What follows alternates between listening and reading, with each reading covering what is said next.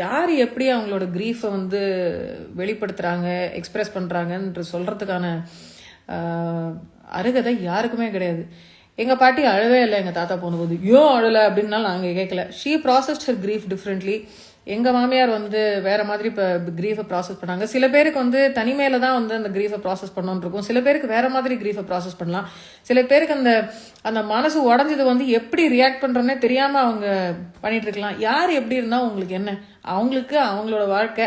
நீங்கள் பாட்டுக்கு வாய முடி. இந்த ஊரில் 4 பேரும் சும்மா உட்காந்து வாயில் உட்காந்து மென்னுக்கிட்டு இருக்கீங்களே, அட்லீஸ்ட் வீட்டுக்குள்ளே மென்னுட்டு இருந்தீங்க. இப்போ சோஷியல் மீடியாவில் இன்னொருத்தரோட மனசு நோக்குதா அவங்களோட கமெண்ட்ஸ்னாலன்னு கூட தெரியாமல் இஷ்டத்துக்கு நாக்கு மேலே பல்ல போட்டு இப்படிலாம் பேசுகிறீங்களே, நல்லாவா இருப்பீங்க, நல்லா இருக்கீங்களோ என்னவோ. ஆனால் கொஞ்சம் தயவுசெய்து கொஞ்சம் அறிவு புத்திலாம் கொஞ்சம் வளர்த்துக்கிட்டு கொஞ்சம் மனிதாபிமானம் அப்படிங்கிற ஒரு விஷயத்த ஒருத்தங்களுக்கு வந்து ஒரு ரொம்ப பெரிய ஒரு பேரிழப்பு ஒன்று நடந்திருக்குன்னா, ஃபர்ஸ்ட் திங் உங்களால் எதுவும் நல்லதாக சொல்ல முடியலன்னா வாயாவது பொத்திக்கிட்டு உட்காந்துட்டு இருக்கேன். அவ்வளோதான். நன்றி, வணக்கம்.